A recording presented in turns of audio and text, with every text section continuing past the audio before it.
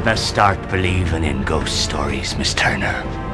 You're in one. The first thing that Gore said to me when I first met him was, when was the last time I saw a decent pirate film? And action! If you look at kind of cinema history, Hollywood used to make these movies a lot, and then they just got too expensive. With the kind of advances in digital animation, you start to see all of these films coming back. So you're basically taking what we've been doing in cell animation and making it photoreal. That's interesting. All right, looks good. The visual effects on this picture fall into three categories. There's the matte paintings that are for establishing environments. There's ships at sea. And there's the skeletal pirates.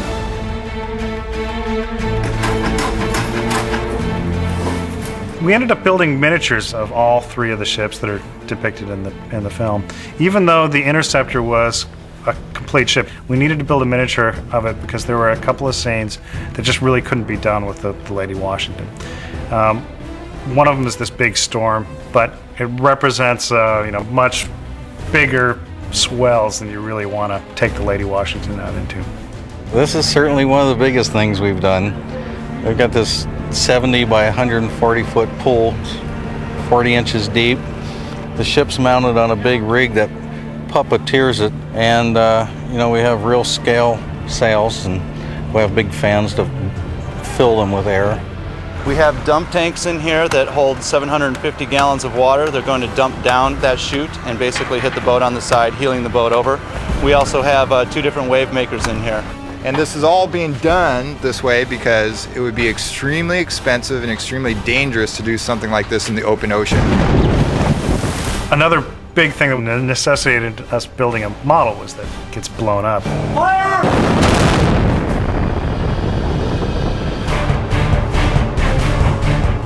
A lot of effort went into designing what do the pirates look like when they're skeletons, so that they all have recognizable features. There was a lot of discussion about how do we get these guys to a place where they are kind of alive yet decomposing.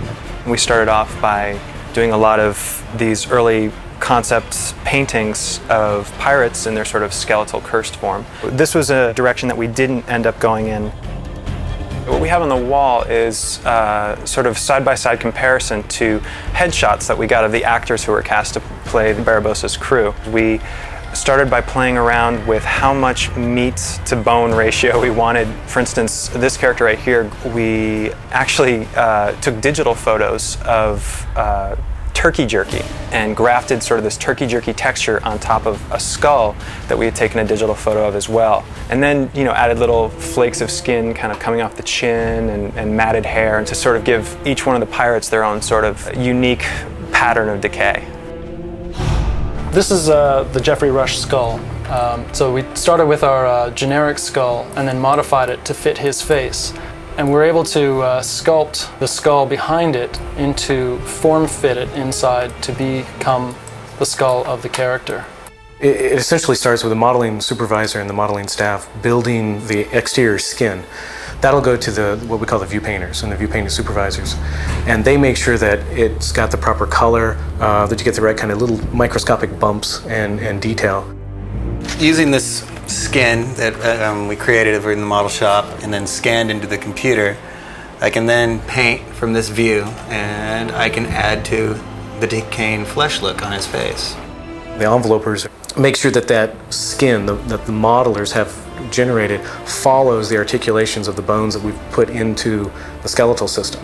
Then we can continue to take other elements of their high-resolution geometry, such as the clothing, and start designing that so that if a creature spins around, the clothing will sort of move out a little bit or will collide properly against the body. When you marooned me on that godforsaken spit of land, you forgot one very important thing, mate. I'm Captain Jack Sparrow.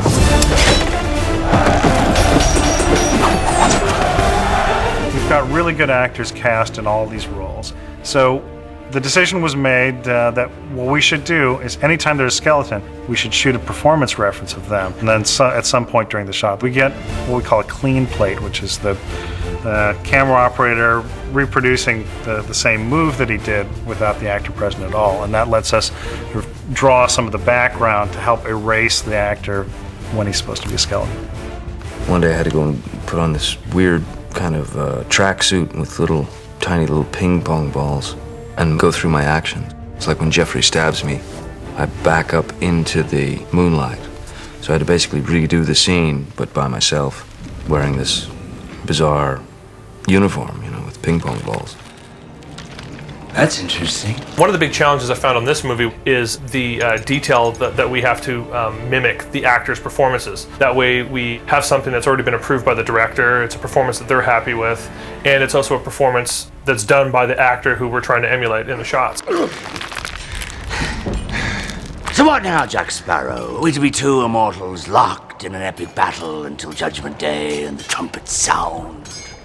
Ultimately, all of those different elements all sort of come into a hub of what we call the TDs, or technical directors, that take all that information and on each frame make sure that it has proper lighting, and they render it to make it look as photoreal as we can get it. I hope we take it to a new level. I hope we take a pirate movie and the swashbuckler part of it to a new level, and that's our intention.